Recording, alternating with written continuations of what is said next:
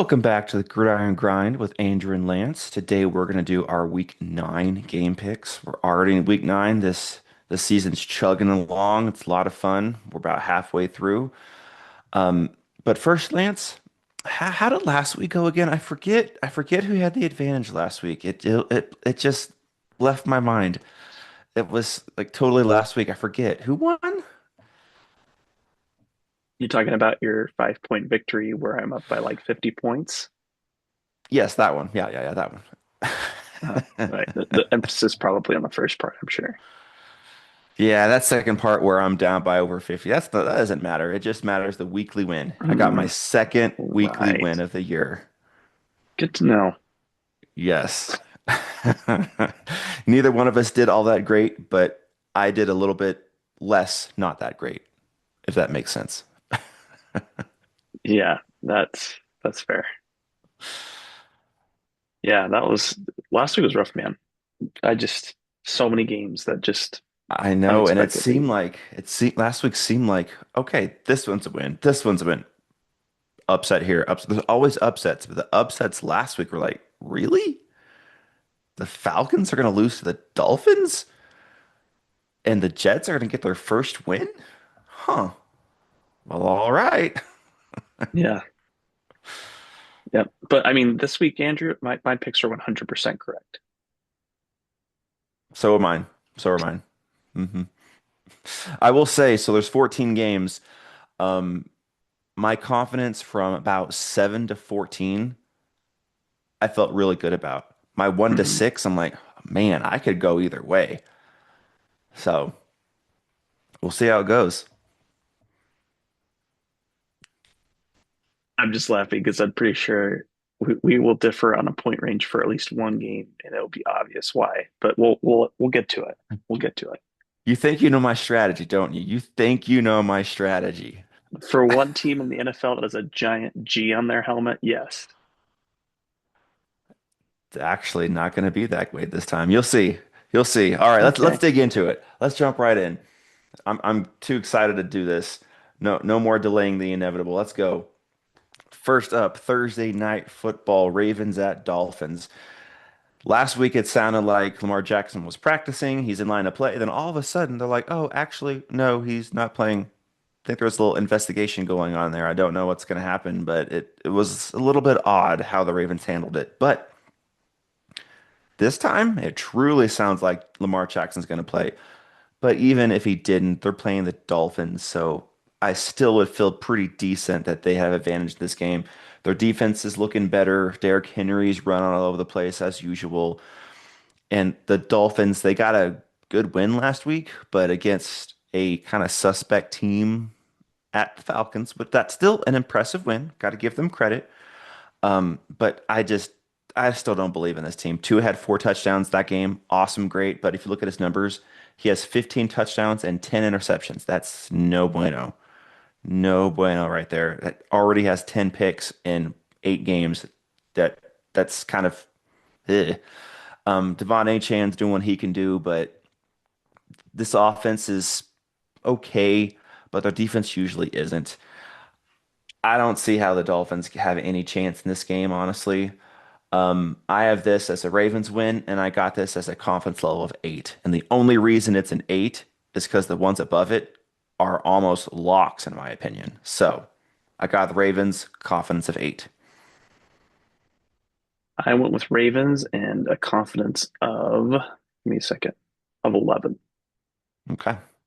So, I mean, there's a lot we could try to dissect here. And, here's the frustrating thing, Andrew. I wanted to mention this before I forget. I dug into all the facts like diligently last week, You really thought did. about it. It was one of the deepest thought sections, and it was one of my worst weeks.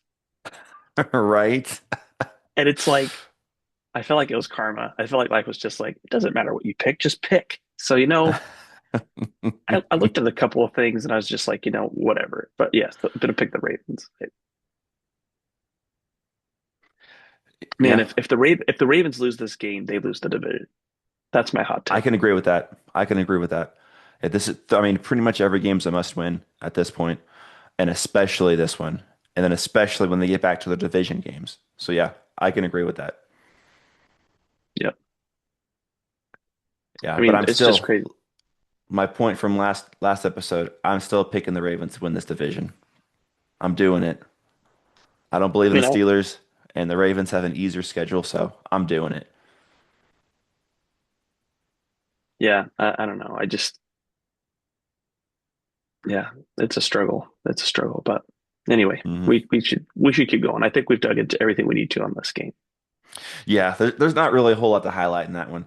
Um, so I have a question for you. Do we want to do the Vikings game now or save it for last since there's no Eagles game? Because that's next on the schedule technically, but We can save it for last.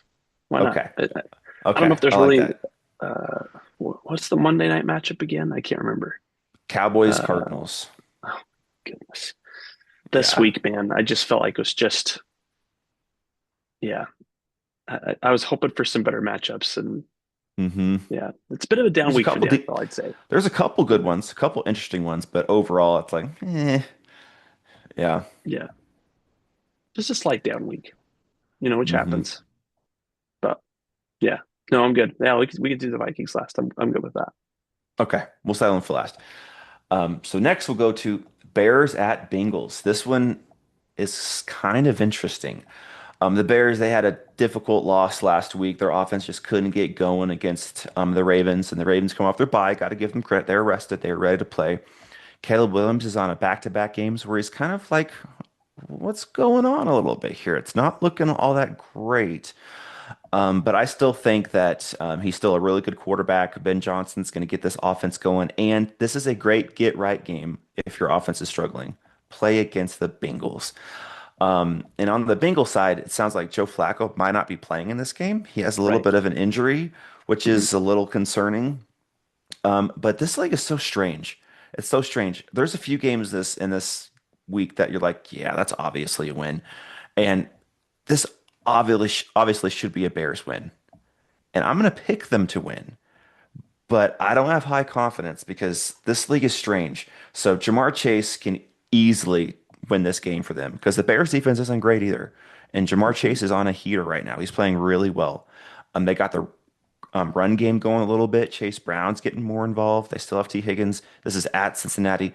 This offense could carry this team to a win because both defenses aren't all that great. So I'm going to go with the Bears, but I'm only going to give this a confidence of 3 because I could see this as an upset game where the Bengals pull it off somehow. Because I mean, the Bears have talent; they're well coached, but I don't know. It just seems like they're not playing as well as they should. They're barely beating teams they should beat, and then they don't show up in a couple games offensively. So, but I'm still going to pick the Bears, but only confidence of 3.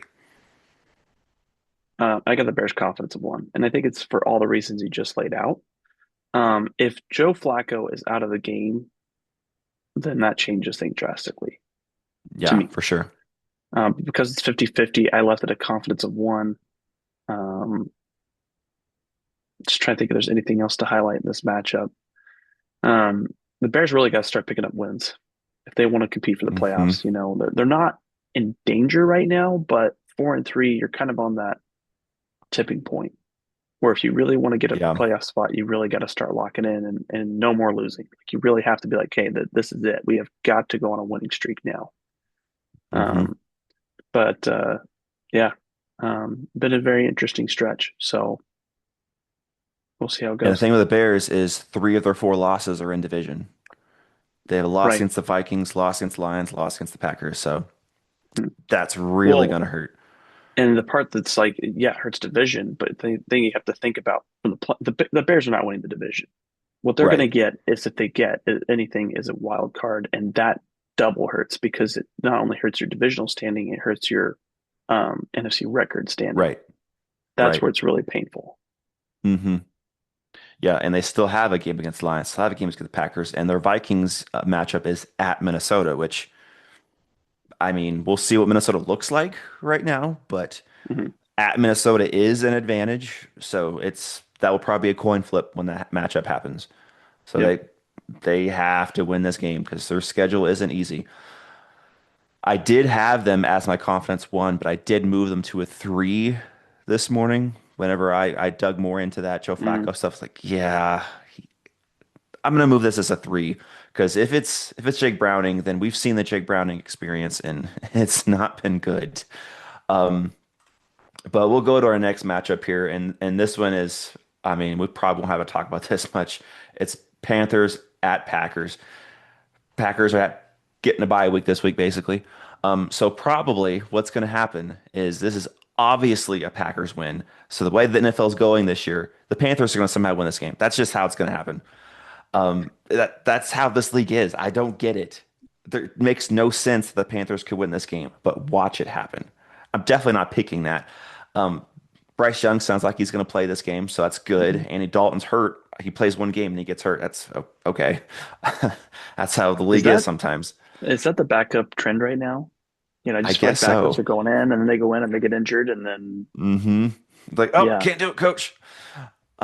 Yeah, so the Panthers are an interesting team. They're feisty. Their defense plays well one week and then they don't the next week. Like they shut out the Falcons and they get torched by the Bills. It just what are we doing here? What are we doing here, Panthers defense? And their offense sometimes is running the ball really well with Hubbard and Dowdle. And then against the Bills, they just are stuck. So I don't know. I mean, I think to be fair though, that it was there's just a no-win situation. And I think they were in a no-win situation against the Bills. They're coming Yeah, off their bye. Sean yeah, McDermott has an undefeated record with the bye. fair. Um, hmm the Bills had just lost two in a row. So they were like, we hmm can't lose. So I think it's just a, you also didn't have your starting. I don't think Bryce Young's getting enough. Like I said, he's not a Pro Bowler, but he is taking hmm steps. He's taking steps and he's looking productive. hmm If I'm the Panthers right now, I don't see a reason to move on from Bryce Young. I'm not saying you need to sign him to a new I agree. contract. I'm not saying you need to like invest fully in him, but this is the quarterback for the next 2 years, in my mind. I think you've seen enough. They're 4-4. It's one of their best records they've Yeah, probably had in years. yeah. They were probably been like 1-7 at this point, or 2-6. hmm It's only a couple game, 3 game improvement, but it's an improvement. So I Yeah, went, I went with. Oh, go ahead. I was gonna say they're right in the wild card hunt at this moment at 4-4. Yeah, The thing that's interesting though is on ESPN when you're looking through their weekly matchups, it shows the highest passer, highest rusher, highest receiver for the game, like from both teams mixed. And the Panthers are leading in two of those three categories in offense. They have the higher rusher and they have the higher receiver. That's it's interesting to me because on the Packers side, their offense has been pretty balanced, but it hasn't been like an elite looking offense, if that makes sense. yes, Um, I think Jordan that's. Love's Jordan Love's playing well. mm, He has almost 1,800 yards, 13 touchdowns, 2 picks. Got to give him credit for that. But I think it's kind of mixed though, because the passing game with Tyler Kraft is elite. Like I think that is yes, Kraft is elite. awesome. I would say Josh Jacobs is on the cusp of elite, but sometimes has moments where you're like, I'm not feeling Yeah. elitish. I'm feeling like he's good. Like he kind hmm of like switches back and forth. And I'd say that Jordan Love overall is like he's just like this short to me of being that elite passer this year. But then there's like games that it's like I don't know. I want to see how Yeah. they do in a. The Packers haven't had a real challenge since the Cowboys game, and I want to see what's going to happen hmm as far hmm as like when they're up against the wall. What's going to happen? Like, what are you going to Yes. really turn on the Jets? Because, like I said, I stand by what I said about the Steelers. Even as I thought about it this week, I really felt like they lost the game. They had the momentum, and Aaron hmm Rodgers was just so bad, and the offense was so bad that they couldn't take the momentum and just drive it into full gear and boat race the game away from the Packers. hmm Yeah. Yeah. I hear you. I hear you. The Packers are an interesting team. They're at the moment the number one seed in the NFC, They are. because of that tie, because they didn't get that second loss. They had one really bad loss against the Lions. I mean, they won that game, but they had a really bad loss against the Browns, which how do you lose that game? But it's just they're a good team, but like you said, I agree with you. Let's see when they play a tough game again. Can they have that gritty win, fourth quarter comeback, or just back and forth, and you get that last touchdown. We'll have to see if they have that like fourth quarter closing in them. But for this game, it's the Panthers. They're going to win this game. And I've been doing my Packers thing where I put them as the highest confidence level as kind of a, not necessarily a joke, but as a win-win for me. I mean, this already by itself is a highest confidence pick, but I'm not going 14. I'm going 13. I have the Packers Mm. with confidence of 13. I'm going Panther or Packers confidence of 2. Um, I'm Whoa. I'm concerned for the Packers about this one. They got the Eagles next Okay. week, and You think I this might be a think trap game? Okay. I think I this hear I think you. this could be a trap game. And also I think there's a thing of trying to battle against the Hornets after the Hornets nest was just dropped, and this last game for the Panthers was really bad. So they could be extra fired up. We'll see. Yeah. I think the Packers should win. I agree with you. They should win, but I'm not sure. I'm really am on the fence about whether or not they're really going to pull this off. Yeah. Yeah, I hear you. And this league's been weird. There's been losses where you think, how did that team lose? Maybe this is one of them. Only thing is, it is at Lambeau Field, and True. that is a huge advantage. There are some home field advantages that are just on a different level, and Lambeau is one of those. It's fair. Like for example, the Rams' home field advantage, it's not huge because No, they've only been there for a couple years, but Lambeau is that's history. So, right. but hey, Yep. I'm not against a Packers loss. If that happens, I am not going to be upset. No tears for you. No, no, I'll think I'll hold them in. Next game we got is another one that's going to be fairly easy to pick. Chargers at Titans. For the Chargers, they're coming off their mini bye after a, you know, really good win where they played a team that was still on bye. So their offense was humming. Justin Herbert has 2,100 yards passing. So I mean, I don't know if he's leading the league in passing yards, but he's definitely up there. He is playing really well. Now, thing that's not great is he has 16 touchdowns to 7 picks. That's not horrible, but it's not great either. He needs to improve that a little bit, just a little bit. Maybe get that to 18 to 7 and think, okay, now we're looking pretty good. And this could be the game that happens because he's playing the Titans, who just lost their best corner and L'Jarius Sneed. So, he should be able to cook. Um, Kamani Vidal looked really good last week, so the run game should be fine. Again, against the Titans defense, that's not all that great. And their defense picked it up too last week against the team that was on by. Their defense looked pretty good, and so Cam Ward and this offense has been struggling, and it's just I feel bad for the Titans because I know that they're fighting.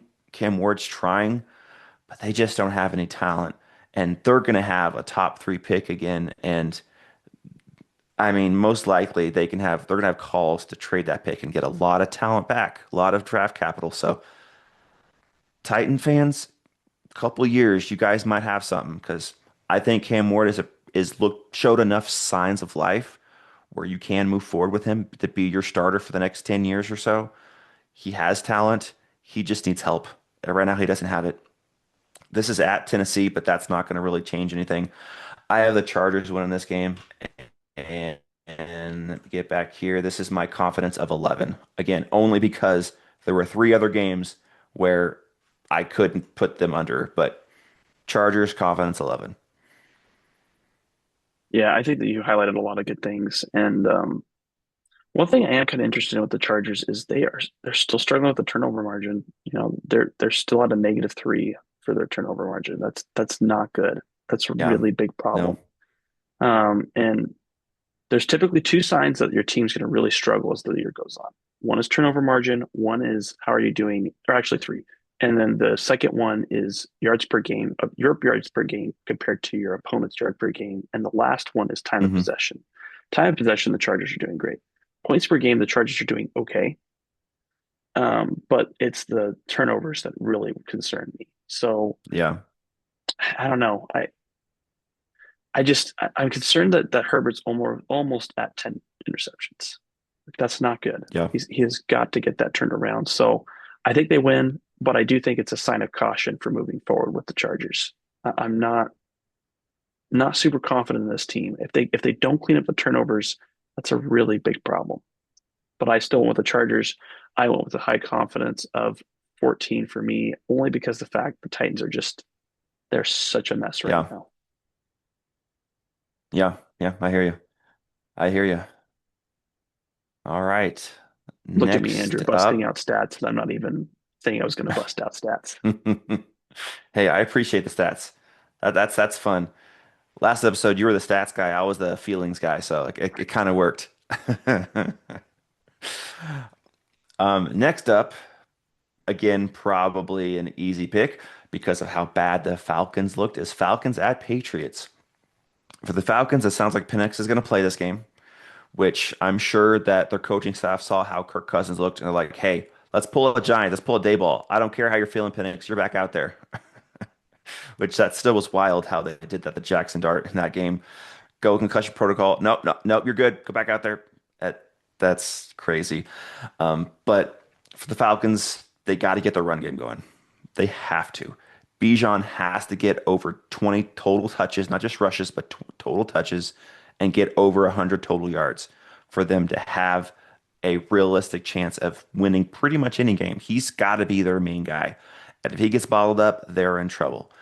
So they got to get the run game going. Drake London hopefully is back this game. It sounds like he should be after missing last week. So that did hurt their offense where they didn't really have a lot of targets, a lot of receivers to pull defenses away. So defense, the Dolphins last week just focused on Bijan and it worked. The Patriots defense is pretty good though. They're definitely better than the Dolphins. So their main focus is also stop Bijan, stop this run game, make Penix beat us. And I think Mike Vrabel is a good enough coach where he's going to figure out how to do that. So I think the Patriots slow down Bijan enough to where the Falcons' offense is kind of stuck, and Patriots are kind of humming on offense right now. Now, one thing for Drake May is he is taking a decent amount of sacks. And part of that is he's using his legs to extend plays, and then sometimes he just doesn't get off the rush in time to get the ball out. Happens. But last week, he took 5 sacks from Miles Garrett. And Miles Garrett's phenomenal. He's phenomenal. One of the best defensive ends in this game. But if you're taking 5 sacks from one guy, you have to know where he's at and avoid him. So that's the one knock on Drake May right now. He's been awesome, but he needs to not take sacks as much. He needs to get that under control because sacks are almost more painful for your team than a turnover. It's a bit sometimes a turnover is downfield and hey, it's kind of like a punt. A sack can totally ruin a drive. So he's got to get that under control.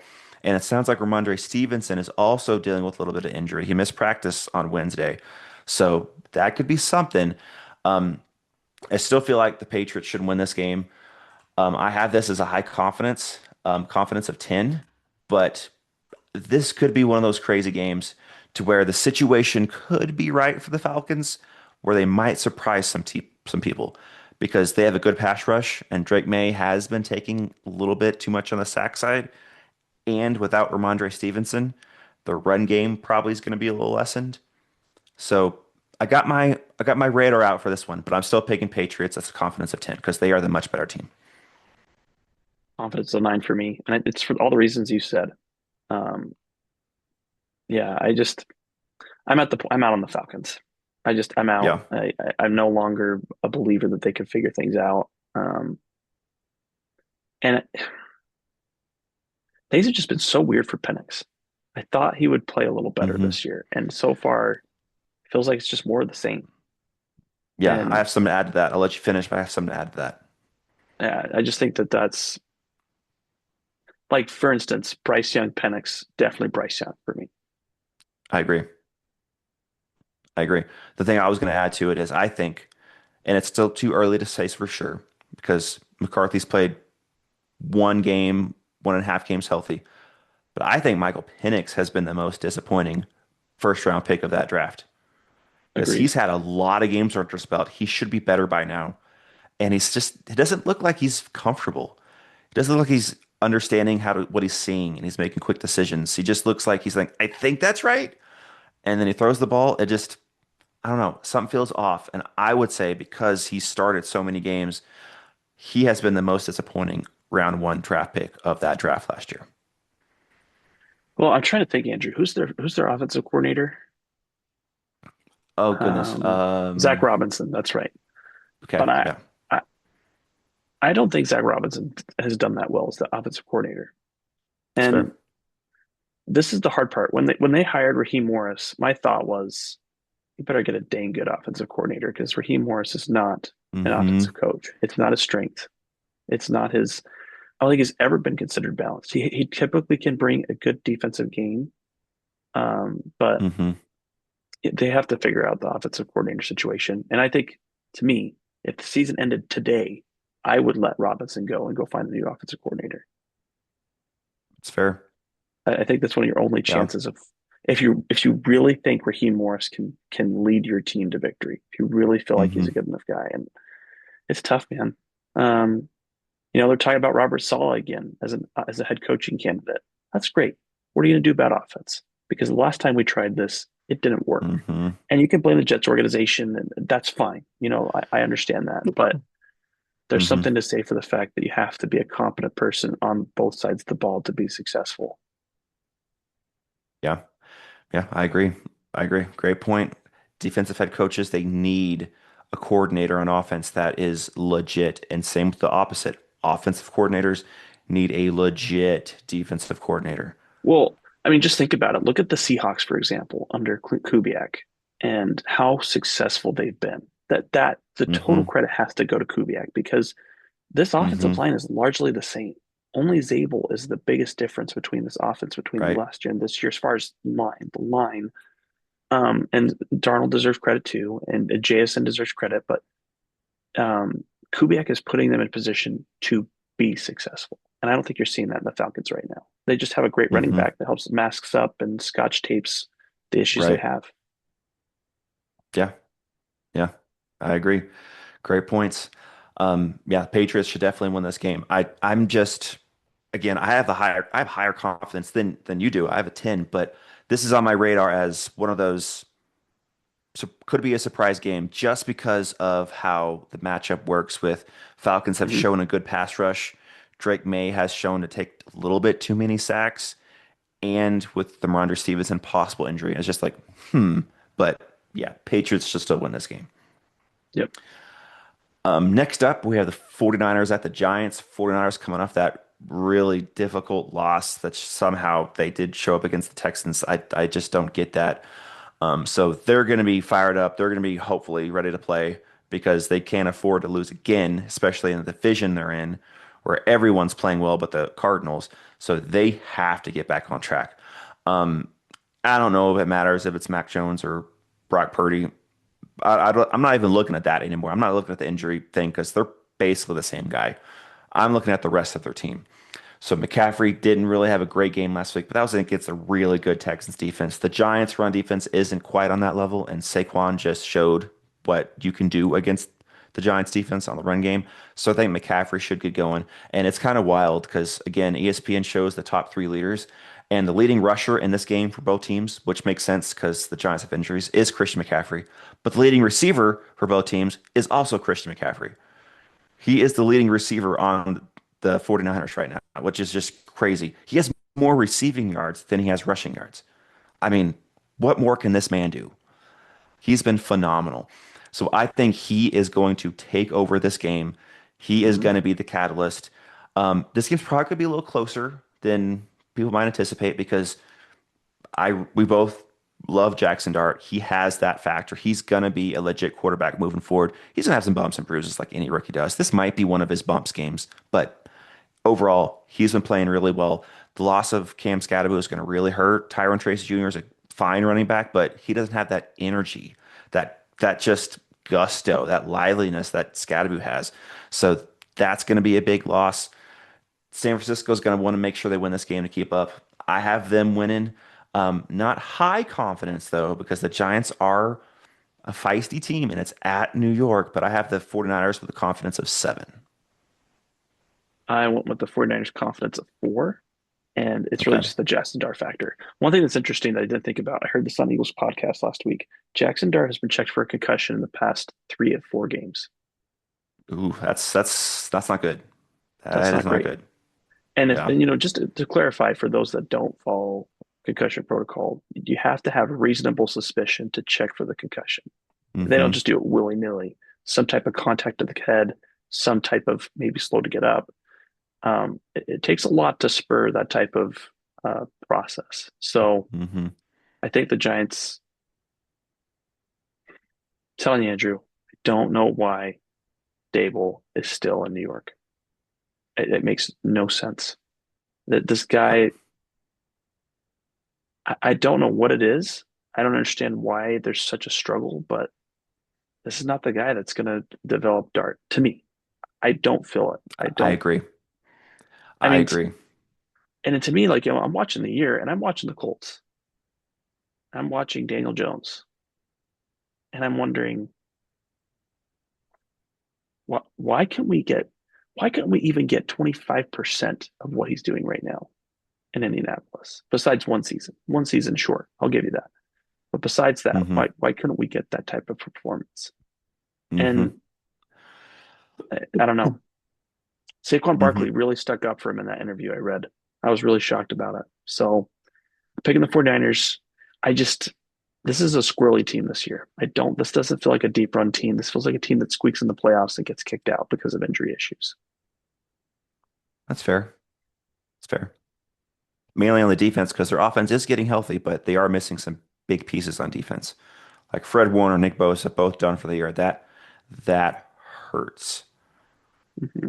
Those are Yep. difference makers that you're missing. So yeah, I'm right there with you. But to go back to the Dayball thing, he knows his livelihood is attached to Jackson Dart. That's why he keeps throwing him back out there, even with these concussions, which actually is worse on his head.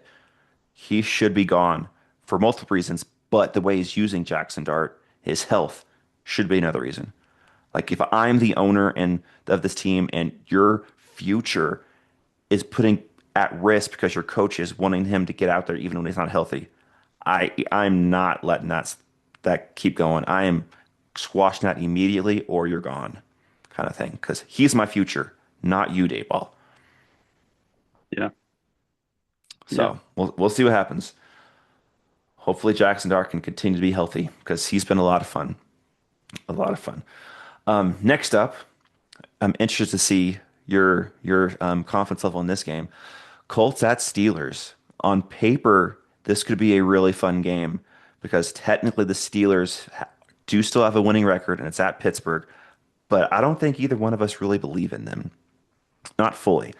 But on the Colts side, they're leading the AFC right now.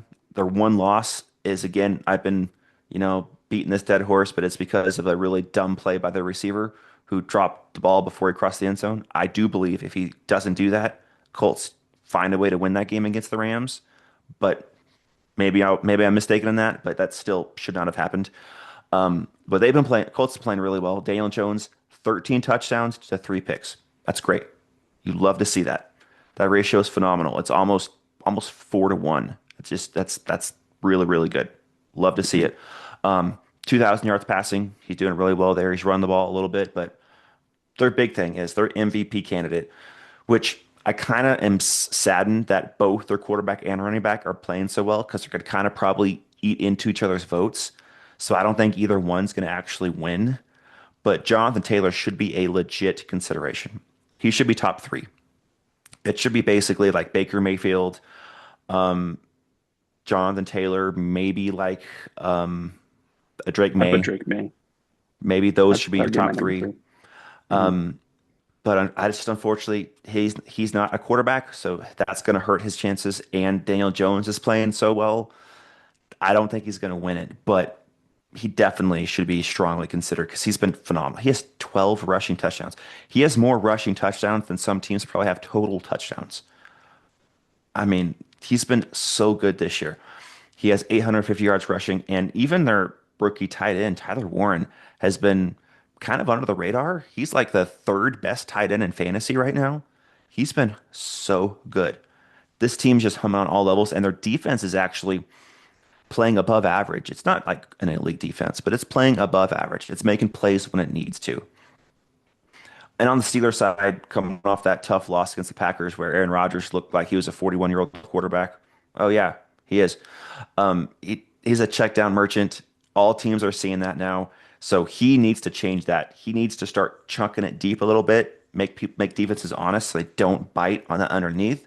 Because Aaron Rodgers is not one to throw a ball up for grabs. He is not one to make his stats look bad. He wants to look good. It's all about him for him. So he is not going to throw the ball when it's a tight window and it could be picked off. He's just going to rather get sacked or throw an incomplete pass. So if defenses are cheating up, he's not going to throw that ball. He's going to throw to his running back to get 2 yards. That's just what he's going to do. He's not going to put it at risk because he hates throwing picks. So defenses are going to continue to cheat up. So what he's got to do is throw it deep. I don't know if he's going to be able to do that. I don't really trust the Steelers team. Jalen Warren's a fine running back, but I don't think he's an elite level running back. DK Metcalf, if you chirp at him enough, he's going to get a flag. That's just how he is. He is a physical freak of nature, probably the most physically imposing wide receiver in this league, but you can get under skin easy. Just say, hey, DK, your mom, and then he'll probably punch you. So, and they'll get a 15-yard penalty. That's just, he needs to get that under control. If he can get that under control, he's an elite wide receiver, but he gets in his own way. And I love Cam Bynum. I loved him as a Viking, and now as a Colt, he's on that team. And I think he might go and chirp at DK a little bit because he likes to talk. So I think that's gonna be a fun matchup. I have the Colts win this game. I do not see a way the Steelers win. Watch that happen. But I have the Colts winning, and I have this. Let me see where it's at. I have this as a confidence level of 9. I want the confidence level of 5. I I understand what you're saying. I want to believe in the Colts, as far as a team that's going to be a deep playoff contender. I'm just still concerned about them. And the other factor I have is the Steelers have lost 2 in a row. So they Yeah. really they have to turn it around. They have to turn it around. I don't know if they will, but I think it could be a really tough game because of that. Their defense has not played good lately. These hmm past 2 games, the Steelers have really gotten torched on defense. hmm So, um, yeah, it is interesting. I was looking at it, and technically, you could make an argument that Art Rodgers has been on par in some scenarios or some cases with Jones with his performance. Now, the running game aside, that's different. Daniel Jones's running ability is not something Aaron Rodgers has. But the touchdowns, interceptions are similar. Completion isn't that different. Um, but it's been impressive to see what Daniel Jones has done. So hmm I do expect that to continue. I just think it's going to be a little bit of a struggle. Yeah, that's fair. Steelers are desperate. That's a fair point. I just do not believe in them. I do not believe in Aaron Rodgers. And until he wins a playoff game, which he won't, I'm not going to believe in him, and he needs to go away in his darkness hole. Anyway, moving on to next matchup, which could be really interesting. This one could be fun. Possibly the two best defenses playing against each other. Broncos at Texans. Mhm. This could have a lot of different ways this goes. Start with the Broncos. They're 6-2 right now. They're playing so well. They're leading their division. You got to give them a ton of credit. Their one loss against the Colts was probably because Will Lutz clanked a Mhm. field goal, and they Mhm. should have won that game. So that they've just been playing very well. They have some key wins against the Eagles, against who was their other win last week? Oh man, I'm forgetting. Oh, the Against the Cowboys. Cowboys. Yeah, which that still is a big win. Cowboys, they play tough. So they have been impressing me offensively of late. Not enough to think this is a good offense, but Bo Nix has been playing. He's been playing better lately. He has 15 touchdowns, 5 picks. That's fine. 3-1 ratio. That's You could live with exactly that. what you want. Mhm. That's what you want. You don't want less than that. So that's kind of the baseline. If you can get 3-1 ratio, let's go with that. And that's where he's at. 15 touchdowns, 5 picks. Totally fine. Only 1,800 yards passing, so he's not really throwing like a ton of yardage. But that's also because he's using his legs. So he's been really good. He's going against a really good defense now. And so this is going to be interesting. Last week against the Cowboys, he played maybe the worst defense. Now he's going to play one of the best defenses. So how is he going to react? The run game hasn't been super impressive. It's been fine. J.K. Dobbins has 120 carries for just over 600 yards, so that's not horrible, but hasn't been like okay. They're running the ball real well. It's just their offense as a whole has been kind of average-ish to above average-ish. And against the Texans, is that going to be enough? Key thing though for this game though is going to be the Broncos pass rush against the Texans O line. That's the main matchup there. Texans O line is one of the worst O lines in the league. They played well last week somehow. I don't know how that was, but they played well last week and their offense was humming. They had a ton of yards last week. I, that just blows my mind how that happened just randomly. But I don't anticipate it happening this week. I feel bad for CJ Stroud this game. He's going against the highest sack rate, the highest pressure rate defense in the league with his O line that is struggling. Somehow, Houston is favored in this game again. And last week against the 49ers, I thought that was an easy upset pick, and I was wrong. But I got to do that again this week. I don't see how Houston's favored. On ESPN, they're 1.5 point favorites. I don't get that. They have not played well. They're a losing record team. They're 3-4 going against one of the best defenses, probably the best defense.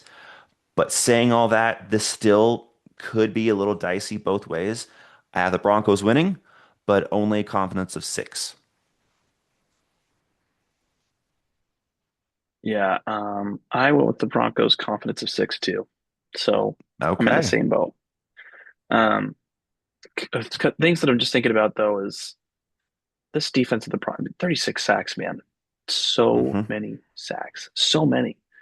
Um, I am worried about the turnover margin. The Broncos sit at -1, which is 16th in the NFL. So, Yeah. which that kind of ties back to Bo Nix and sometimes some fumbling issues that have happened in previous games. Hmm. The Broncos can't afford to do that moving forward. If they want to win this division, beat the Chiefs, I mean, we talked about in that Commanders game on Monday Night Football. When you get interceptions, you have to take advantage. So Hmm. they have to get that turnover margin in check.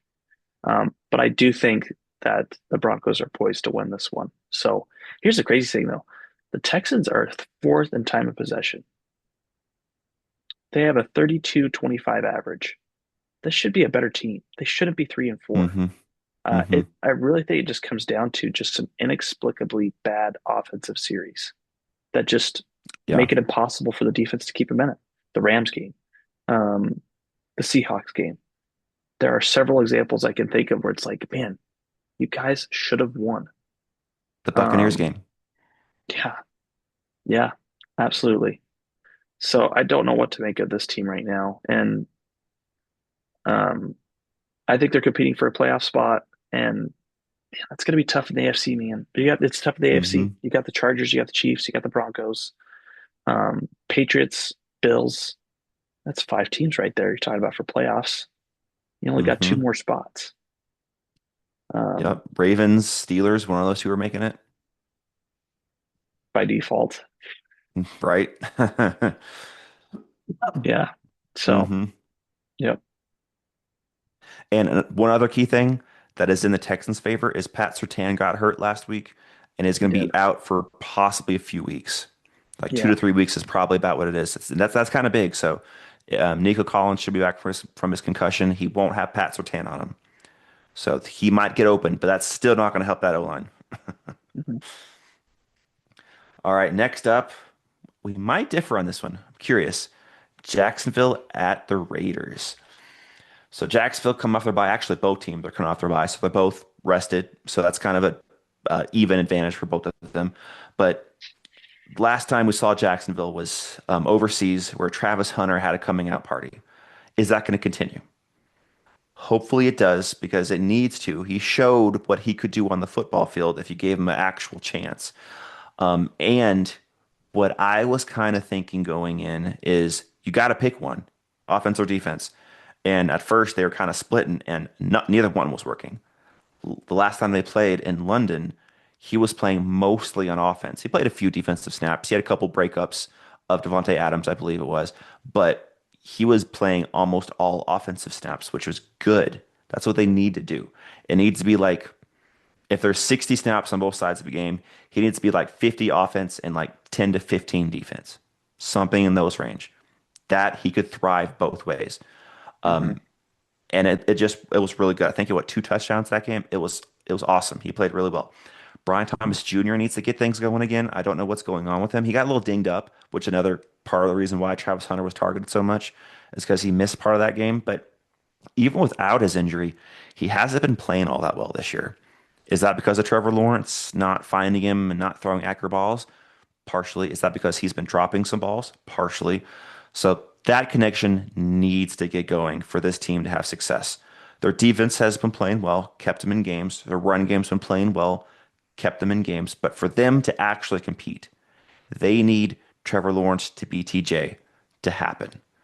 Travis Hunter is a really good player. That will help, but Brian Thomas Jr. needs to get going. And they're going against the Raiders defense. That doesn't really scare you. I think Hmm. Crosby got a little dinged up. I don't know if he's healthy. I haven't checked Hmm. that, but Jaguars should be able to move the ball. And on the Raiders side, they're getting guys back as well. Brock Bauer says he's finally fully healthy. He's good to go. We're going to see if Geno Smith actually targets him because he hasn't been involved in this offense very much, even when he was healthy for the first couple weeks. So hopefully that happens. Jacoby Myers still wants to be traded, so I don't think his head is fully in it. But Trey Tucker has, and he's been really good for this team. I think he still might be their leading receiver. Yeah, he is. With 389 yards, he's their leading receiver, which that's not very good as your leading receiver, but he is. And Ashton Genty has been getting going. He didn't play very well their last game, but their last game against the Chiefs, nobody played well. So you No. can't really fault him for that. This is at the Raiders, so this could be close. This was my confidence level of 5. This is one of those ones between 1 and 6. I was like, this could go either way. I have this as a confidence level of 5. I have the Jaguars winning. They are the more talented team. They're both coming off of bye, but I think the bye kind of helps the Raiders more than the Jags because the Raiders need to get healthy. Mm. So this was going to be dicey. This was going to be close, but I have the Jags winning. I got the Jags confidence of 7, and Okay, you could look at a lot of things, but it comes down to me turnovers. +8 for the absolutely. Jags, -5 for the Raiders. Yep. They're living in two different worlds right now. Hmm. Time of possession, the Jags are definitely doing a lot better, and Trevor Lawrence is still not taking that step. He had a great game against the Chiefs, and Hmm. that was kind of his lone moment this year where I really felt like he looked Hmm. great. Um, so we'll see what happens, but I think that the Raiders are just down right now, and I don't know if they're going to get back up. Maybe, Yeah. um, but I am concerned. I do think that I know they signed Lockett this past week Yeah.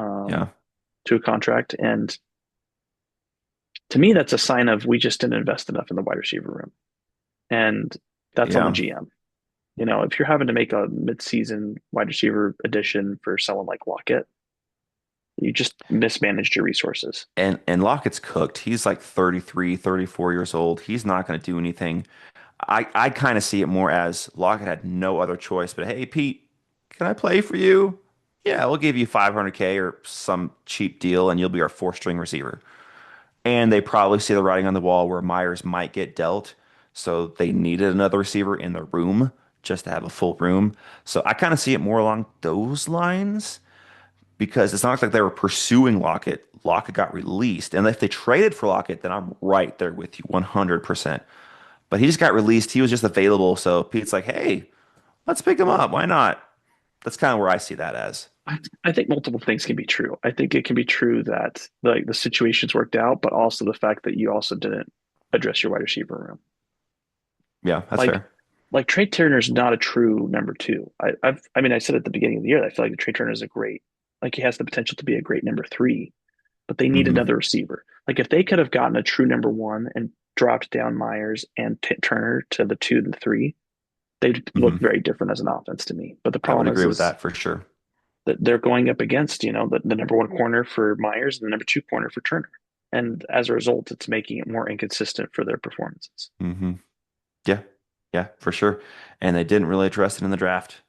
I think who was the guy they picked like third round? I forgot his name, but they drafted a receiver like in the third round. It's not the best. There was hopes for that kid. I forgot his name. I think he might have been from the Big 12. I'm not sure, but but yeah, it didn't turn out, and he hasn't really seen the field, Oh, Jack Beck from unfortunately. TCU is that you're That talking about? yeah, TCU. Yep, TCU. Yeah. There was some hope that he could do something, but he hasn't turned out. Yeah. But we'll move on to one of my higher confidence games, Saints at Rams. For the Saints, it's going to be the Tyler Shuck show from here on out. They made the decision that it's not just this game, it's the rest of the season. I thought, oh, kind of a shocker because They Rattler are hasn't one been and playing seven. poorly. Well, that yes, but I don't I think agree it's what you're because of saying. Rattler. Rattler hasn't been like the worst quarterback in the NFL. He's been competent. He's moved the ball. They get in scoring range. They've been competitive. But there is a narrative out there that I don't think is true. I don't think any team actually says we're tanking this year. They accept it if it happens to get a high pick. But there are people out there saying they're going with the worst quarterback so they make sure they don't win games because they've been too competitive. I'm thinking, no, I don't believe that.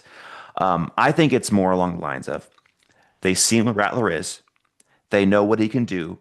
Let's see what Shuck is. See if he could be our guy. Maybe he's the guy moving forward. We don't have to draft a quarterback in the draft. So I think they're wanting to see what they got because they know they're not doing anything this season. Because I mean, Spencer Rattler's been playing fine. He's been fine. He's been an average quarterback, which that's not a bad thing. So they're going to see what they have in Tyler Shook. I don't think it's going to be a very good success this game. There's a podcast I watch, a Vikings podcast I watch, where they do a quarterback cesspool challenge, where they pick the worst quarterbacks in the week before the game start to see who gets the worst QBR. I think this could be the worst QBR game because Tyler Shook is going throwing into the Wolves against a really good defensive line and a Hmm. good defense overall. Maybe he'll surprise us, but I think this is going to be rough outing for him in this game. Maybe he'll look good going forward, but this game's going to be tough. On the Ram side, they're coming off their bye. Puka Nakua hopefully will be back. Kyron Williams has looked good. Devontae Adams has looked good. Matthew Stafford has 17 touchdowns to 2 interceptions. That's phenomenal. He's had a resurgence. We were all concerned about his back. Both of us were going into it, but he has held up. He's looked good. He is kind of sneaky in the MVP candidate conversation as well. He's not necessarily top five, but he's kind of hanging around saying, hey, don't forget about me. He has 1,800 yards passing, 70 touchdowns, 2 picks. He has his team to 5-2. He's looked really good. This is at the Rams. I have the Rams win this game, and this is my confidence of 12. I went with confidence of 8, and we look at I think the Shook move a little differently. Okay. Um, I perceive it as this could be a tough game for the Rams. I mean, I think about if the Eagles played Russell Wilson in their first game, I think the Eagles would have wiped the floor with the Giants. Hmm. I don't think they were ready for Dart. And it could be the same thing what happens here with the Saints and Rams. There's not a lot of footage on Tyler. And so I think that there's a little bit of a sneaky advantage in 1 week and 1 week only, and that we'll see how it goes. But I could see this being an advantage for the Saints. And Okay. they could make it a little bit closer than people think it'll be. But after that, I think it goes back to what you're saying. Stays, status quo for the part. And but I think the Rams are a good team. I think they're going to win. Um, they've definitely looked pretty good this year, and I don't expect that to stop anytime soon. Yeah. Yeah. They're them and the Seahawks. I think it's going to be between them two to win the division. And Agreed. I'm not a Yeah, full believer in the Seahawks just yet. I'm close, but I'm not there yet. And we'll get to that game and my confidence in that game. But first, we got to go to the game of the week. Somehow, some way, this is not a primetime game. This is not Sunday night football. This is not Monday night football. This is at 2 o'clock. Chiefs at Bills. What are we doing, schedulers? You knew this was a game at the beginning of the season before we saw what the teams look like. And you know this is Mahomes versus Allen. Why aren't we having this on Sunday night? Instead, we have Seahawks Commanders, which is still going to be a fun game. Don't get me wrong. It's still going to be competitive, but it's not going to be Chiefs Bills. It's the storylines. But, they made a huge mistake there. This is at 2 o'clock. It's at the Bills, which is advantage Bills, but the Chiefs have been playing so well. They've been playing Mhm. so well. The Bills got a huge win. Don't they played phenomenal, but it's against the Panthers coming off their bye. The Chiefs are healthy. They did lose Pacheco. That is a little concerning because their run game's already struggling. And now they lost their kind of best back. I mean, I don't know, between him and Hunt, who's better? It's kind of like, I think it's by depends. default. By default, he's the best back. It's not that he's the Yeah, best back. It's but just still, that's a loss. Um, Something to keep an eye on is Brashard Smith, their other running back. He's been more like a pass catcher, third down, mhm, screen catch passer, but he's going to get more look now. And I kind of has interested him in the draft when they drafted him. I was like, he's got kind of some Jerick McKinnon to him. And mm, there was a few years ago where Jerick McKinnon was huge for the Chiefs. I mean, sure was. huge. He was great in fantasy. So for fantasy owners, just keep your eye on him. After this game, if he shows something, maybe pick him up. But Patrick Mahomes is playing at an MVP kind of level. Josh Allen kind of the same. They're kind of in the same tier, kind of that tier two as MVP levels. But like we talked about last time, somehow Mahomes is leading the pack as the favorite, which I don't fully agree with right now. End of year, it could change. Right now, I don't think he should be. But Rashee Rice is healthy. Xavier Worley is healthy. Kelsey is healthy. The Chiefs are healthy. They're playing well. They're playing as a unit right now. I have them winning, but this is against Josh Allen. This is against a really good run team. Cook is running really well. James Cook is running like one of the best running backs as well. He's kind of right under the JT and under the Bijan, but he's hanging around saying, I'm not going anywhere. He's playing really well as well. I just have concerns about the Bills' pass catchers. I think that is their weakness, and they need to address it before the trade deadline passes. I do have the Chiefs win this game. It's at Buffalo, so advantage there. If I have the Chiefs winning, Mhm. I have this as a confidence of two. We're going to be on opposite sides on this one, Andrew. Okay, you're going And Bills. yeah, do you know what the Bills' regular season record under Sean McDermott against the Chiefs is? That's fair. They have won more than they have lost. They haven't. It's not just one more. They're 5-1. That's Okay, that's that's really good. Now we get to the postseason. It's a very different different story. story. Hmm. But Sean McDermott knows how to win against the Chiefs in the regular season, and they're at home. And you have Josh Allen, and Cook is really cooking right now. Hmm. He has looked really good. So I combine those factors. Here's where it comes down to, and this is why I picked the Bills. Sean McDermott has done a really good job coaching this team up. When you get a weakness, when you puncture through that armor, you exploit it every way you can to win. Tua turning over the football against the Bills on Thursday Night Football.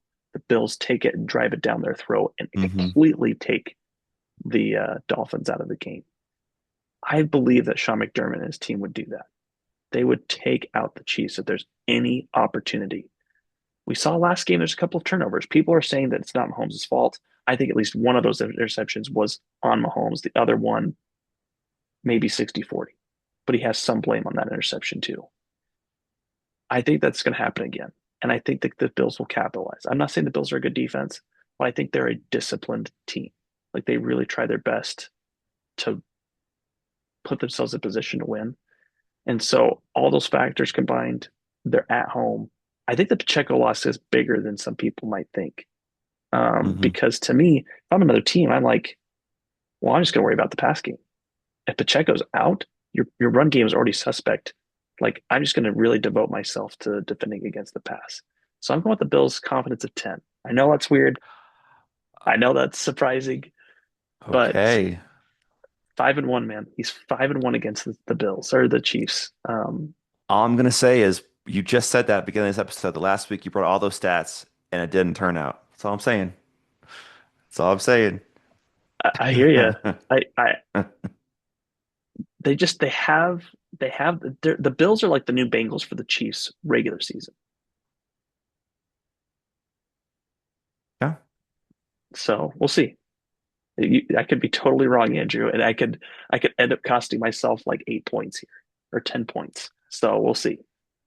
Yeah, yeah. And last year the Bills did beat the Chiefs, but that was with the Chiefs without Rasheed Rice. That's all I'm saying. I hear you. You can't tell me you didn't watch that Commanders game and thought, man, if the Commanders really put their foot down on the pedal, they could really take the Chiefs out Well, in a what happened in hurry. the second half? The second half, the Chiefs scored 28 points. Well, but you got to include the fact, Andrew, that the Commanders' offense did nothing in the first half and had two And you prime also got to give the turnovers. Chiefs defense some credit too. I mean, I agree with you. Well, it was Marcus Mariota. I mean, I'm just saying it was That's Marcus fair. Mariota. I, I understand. I get what And you're coming from. and they're defending Debo Samuel, Terry McLaurin, who actually played that game. He's going to miss this game. Terry McLaurin was like a 25% McLaurin. So let's hold the brakes here. And Debo Samuel's I coming off still a pick major Terry injury. McLaurin over Keon Coleman every time, no matter the injury. I do the Bills have an issue with receivers? Absolutely. Like I don't disagree with you on that. But James Cook is playing like one of the top five Yes, running backs right now. yes, That's a yes. huge advantage. Like it's Hmm. not like Allen's not alone. It's not a great situation. I understand it, but it's going to be a challenge for the Bills, especially or for the Chiefs, especially if the Bills run RPO concepts. That's going to be a challenge for them. I'm not saying the Hmm. Chiefs are a bad team. I'm not saying that they don't know how to win. I'm just saying that I think that McDermott's going to have moments where he can put his foot on the Chiefs' throat, and I think he's going to take advantage. And that's why I pick him to win. Okay, okay. We'll see what happens. We'll Can't see wait what to revisit happens. this next week, Andrew. Can't wait to Hmm. revisit this. Yep, yep. Okay. We have three games to go still. One of them is the Vikings game. But first, we're going to the Sunday night football game, Seahawks at Commanders. Seahawks are coming off their bye. They're 5-2. They're playing really well. But again, I'm not fully on board with them. Their run game has been okay, but not great. That kind of concerns me. And their defense has been good at times, but also not good at times. So Hmm. that also concerns me. Sam Darnold and JSN connection's been phenomenal. It's been phenomenal, off the charts. Sam Darnold's playing at an MVP level, but I will say he was doing that last year as well. And then he got to those really pressure moments and he didn't come up. He came up short. Don't think that's this game particularly, but I'm just saying, everyone's saying that, oh, is Minnesota wishing they kept Sam Darnold? No, we're not, because we saw what he can do. He can play really well in most games, but in pressure moments, he didn't show up. Could that change? Possibly, but I'm just going to get that out there.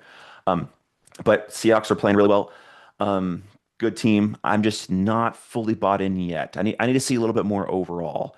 For the Commanders, though, they've been dealing with a lot of injuries and they've been fighting. They've been feisty. Their defense, like we just said, was keeping them in the game against the Chiefs, turning the ball over, getting their offense the ball back, and Mariota couldn't do anything. Jaden Daniels should be back this game, though. So his dynamic run pass ability should be back. McLaurin's going to miss again, unfortunately. He's still not healthy. I don't know why they didn't put him on IR. Just let him get healthy and don't even think about it. That's a decision that confuses me a little bit, but that's what the call they made. They're hoping he could be back, and he just, like you said, he did look like himself last week. But Debo Samuel's healthy. What I'm confused with is the run game. One week JCM gets all the carries, and the next week he doesn't. Then it's back to McNichols and back. I'm like, which one is your running back? I don't know if they even know who their best running back is, and that is a concern. But this is at Washington. They are desperate. So they are going to be playing so hard. They're going to do whatever it takes to win this game because if they go 3-6, their season's kind of done in a way. Right now, they're hanging on by a thread. I do have the Seahawks winning though. Seahawks are the better team, but Washington's going to fight. They're going to claw. This is going to be close. I have the Seahawks. This is my confidence of one. Okay. Um, get what you're saying. I think with the McLaurin injury and Daniels coming back, I have the Seahawks with the confidence of 13. I don't think it's going to be a Okay. close game. Um, Okay. the things are just off in Washington right now. It's been a Hmm. rough year for them, and the Seahawks are also coming off a bye. Like Yeah. we have to remember that. That's a huge Yeah. advantage to them. Um, I do see what you're saying about Sam Darnold, and I don't know if I've appreciated that enough in my pick with Dan Quinn and the pressure he could be bringing on defense against Sam Darnold to get him into bad throws. Here's the key to the game. If JSN is shut down, that is a huge problem for the Seahawks. We have not seen them be able to figure things out Hmm. without JSN. Yeah. Horton has looked good as far as the few moments he's been thrown to. Cup looks cooked, and that looks like a horrible contract Hmm. decision already. To me, I feel like that was not worth it. Someone else could have Right. done the same thing that Cup's doing at a much cheaper price. Hmm. Um, I do think that uh, the Commanders will be a little bit better with Daniels. I'm worried about his long term health. I don't know if he's really ready to come back. I can't agree with that. Yeah, I hear you there. I mean, you look what happened with McLaurin. There's Hmm. something to say for short term pain for long term gain. Like Hmm. The Eagles shut down Cam Jurgens last week, and that was a really tough decision because the team knew they needed to have their center, and that losing to the Giants would be risky to their overall standing in the division and the conference. But sometimes you just have to look at your team and say, "You guys got to do this. We Hmm. need. I need you to buy a week for our guy so he can get better." Like with McLaurin, with Daniels, um, and I also think that the the the, the Commanders just mismanaged their running back room. They did, and Yes. and this is what I mean by that. If JCM was always the guy, if that was always the thought, if you really thought that Brian Robinson needed to be moved, then why didn't you treat that in training camp like that? Because I don't think that was the narrative. That wasn't the story. That's not the way the snaps were going. And so what I mean is he lost out on so much of an opportunity to grow in the preseason and really flourish. And so now what I think you're seeing is a little bit of like a seesaw effect of like some games are great, some games are not great. Hmm. Some games are great, some games are not great.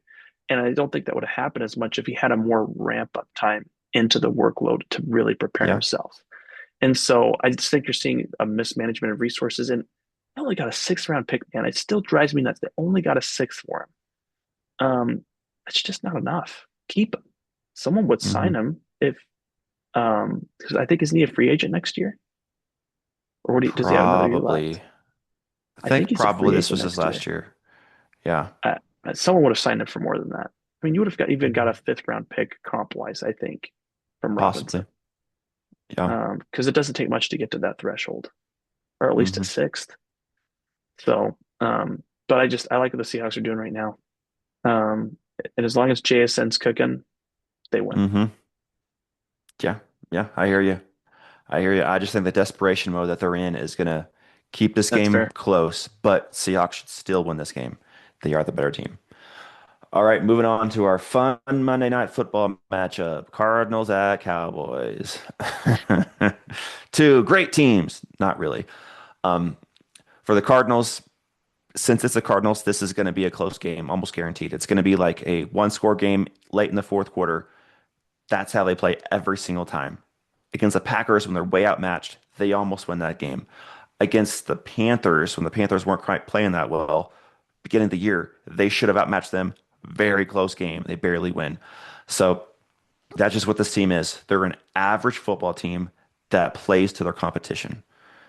So against the Cowboys, they're going to play a little bit down instead of a little bit up because the Cowboys have been fine, but not great.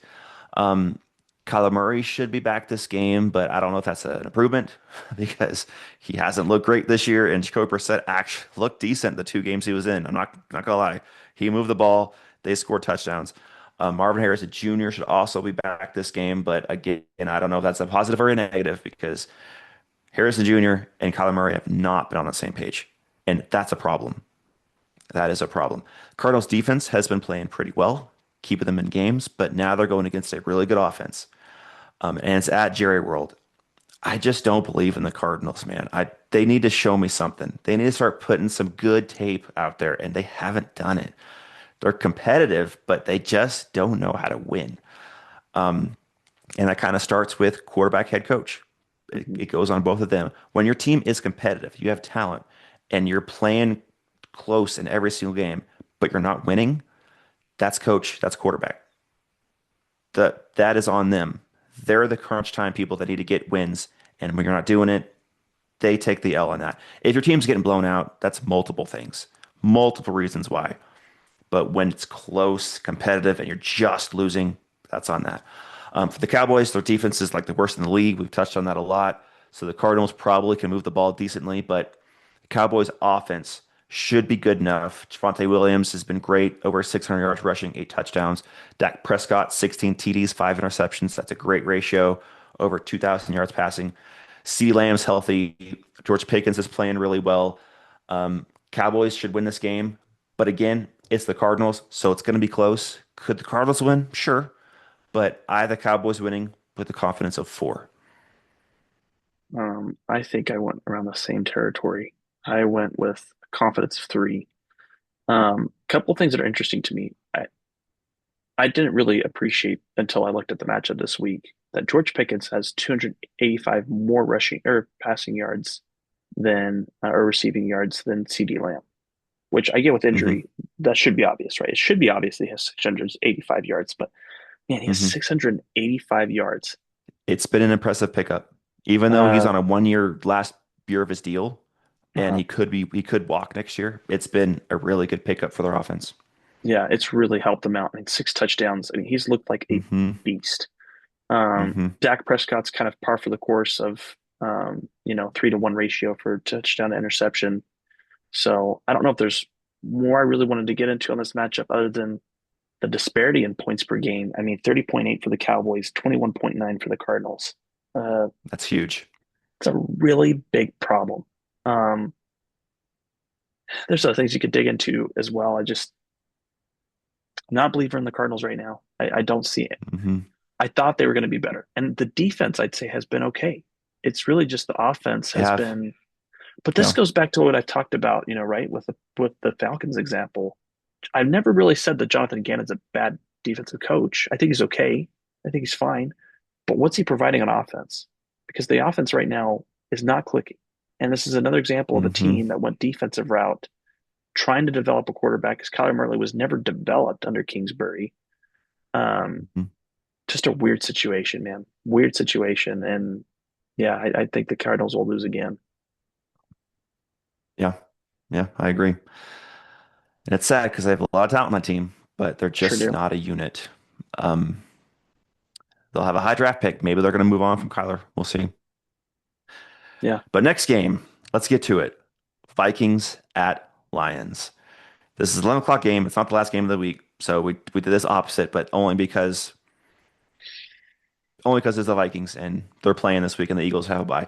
Um, so with this game, Vikings coming off that very, very, very, very, very bad loss against the Chargers, where they didn't show up in any aspect of the on the football field. I mean, even their kickoff returns, every time they got a kickoff return, even if it was only 5 yards and they got tackled, penalty, move back, penalty, every single time, holding penalty on the kickoffs. It's just, what are we doing here? Every phase of the game was horrible last week. They're coming off their mini bye, that's helpful, but the Lions are coming off their full bye. So advantage Lions. It's at Detroit. Advantage Lions. Vikings are starting to get a little healthy. Andrew Van Ginkel should play this game. He's missed the past few games, so that's big on their pass rush, and he's Hmm. great in coverage with that kind of sneak, getting that check down interceptions. He had 2 pick sixes last year on that. Should have been three. One against the Lions, where he just dropped it in that game, and he had open space in front of him, and he just couldn't pull it in. And that's a very hard catch.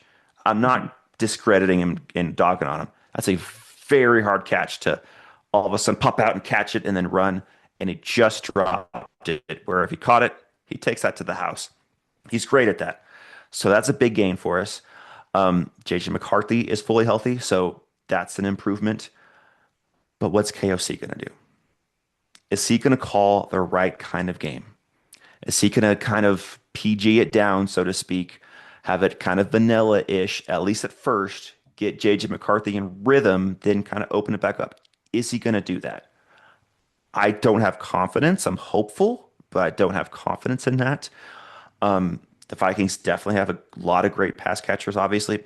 Hmm. Justin Jefferson, Addison, even Hawkinson, even though he's been called to chip a lot and block a lot, so his numbers aren't great. He's still a good tight end. They have a lot of pieces. Their O line is starting to get a little healthier. I think O'Neal should play. Darisaw is should play for sure. Their center's not back yet. I think he's back next week. I think Ryan Kelly could be back next week for the Ravens game. This is the healthiest they've been, and JJ McCarthy as a quarterback is undefeated in the state of Michigan, which is interesting. But this is the Lions. This is the Lions. The Lions are coming off their bye. They're playing great. Goff has 15 touchdowns to 3 picks, 5-1 ratio. That's phenomenal. Biggest thing is their run game. Vikings run defense is one of the worst in the league, and Andrew Van Ginkel's not helping that. He'll help the pass rush, he'll help their coverage, but he's not really helping the run defense. And Jahmyr Gibbs, he's going to be running all over this defense. Montgomery is going to be probably breaking 2 tackles every single time. It's at Detroit. Um, and I'm not, this is one of those times where it might be look like I'm doing this. It's a win-win situation for me, but I'm not doing it for that. I have the Lions win this game. This is my confidence of 14. This is my max confidence. Until I Mhm. see Minnesota change the way they're playing and calling plays and the run defense is improved and KOC decides to kind of manage the game better, I'm not going to believe in the Vikings are going to win until I see that from what the past 2 weeks have shown. So I got the Mhm. Lions confidence of 14. I went with confidence of 12, but for all the same reasons. Also, and I'm just asking because, I'm not a Vikings fan, right? So I don't see it all the time on like my feed or what comes up. Mhm. But um, I don't feel like there's been a mea culpa moment for KOC. Do you feel like that? Or do you feel like it's kind of been more, he's just acknowledging that the team's struggling. We got to get back on track. Like, I still feel like there's been a moment where he's like, I'm the Yeah. reason our offense is kind of held back right Yeah, I don't think that's fully happened yet. This past couple weeks, it's been all about Wentz and how he's injured and how, yes, he agreed to play. The trainers and the medical staff said, yes, he can play. And Wentz agreed. It's like, no, no one forced me out there. Like there was this narrative, like, why did it get forced out there? So that was mainly what it's been about the past couple weeks. Hasn't really been a whole lot about why did we look bad. The press conference right after the Chargers loss, he said that he didn't have the team prepared, which that was obvious. You're not taking you're not now. taking the big credit when it's obvious. That's just like, yeah, that's on me. Well, of course it is. The rest of the season is on him too, but he hasn't fully bought into that, at least not announced it. So I don't think he's quite there yet. Mhm. Maybe after this game, who knows? But he's not there yet. Interesting.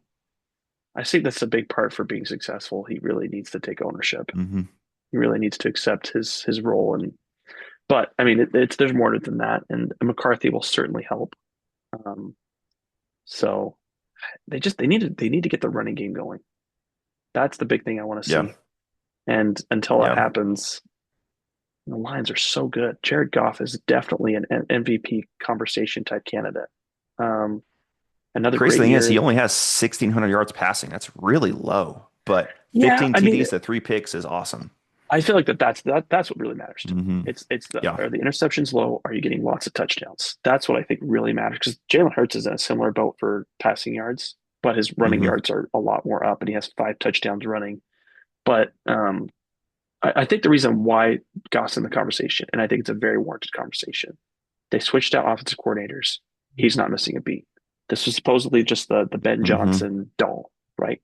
Just throw him in there. He can Hmm. do whatever Johnson needs him to. It's really Johnson that's doing everything. That's not the truth. They're 5-2 without him. Yeah. Yeah. Yeah. And that's after week one where it looked horrible against the Packers. You're thinking, oh, maybe they are a little suspect this year. But after that, they turn it right around and Sure they've did. looked great. Yep. They've looked Yep. great. Yeah. Yep. Could this be the moment where it's one of those obvious ones and the Vikings pull out a win? Maybe, but I doubt it. I think it's going to be more along the lines of Minnesota's going to play better. They're Hmm. going to compete. Hmm. The offense is going to score some points. They're going to look more functional, but the defense won't be able to stop Jahmyr Gibbs in the run game. It could be competitive and close, but there'll be one pop where you need a stop on third down to get your offense the ball back to maybe go score to take the lead, and they can't stop the Lions run game. It's Yep. probably going to be in those lanes to where it's like maybe like a 28-24 game in the fourth quarter, and you need a stop to get the ball back, and you just can't do it. The Lions get another first down, another first down, another first down, and they either get a field goal or a touchdown with like a minute left, and Minnesota has no time left. It's probably going to be along those lines, where I can see the Vikings playing tough, playing hard, competing, make it look like a game, Hmm. but they won't have enough. Yeah, I mean, we'll see what we see. It's Hmm. early, still too much to be able to know. McCarthy's first game back. It will be an interesting. This is definitely one of the more interesting matchups this week. Not a great week for matchups. This is one I'm definitely Hmm. following to see how it turns out. Yeah, yeah, and however it goes, Minnesota just needs to have McCarthy play every single game, get him out there, get him snaps, look to next year. And I'm not ever on board with the tank thing, but if they lose this game and it's not like, oh, we almost had them, like one play away from winning, if it's like we just didn't measure up against the Lions, they need to trade a couple pieces and get some more draft capital. Because if it shows that they aren't on the same league, the same par as some of the better teams, then they're not going to be a competitive team. Even if they make the playoffs somehow, they won't have a true chance if they don't show that they can hang with these big boys. And if they Right. can't, they need to get prepared for next year. Trade a TJ Hawkinson, trade a Jalen Naylor, who is another rumor that could be on the move, which I agree with. He could get you like a 5 or a 6 or something, instead of losing him for nothing next year. Just get something. Get something, Yep.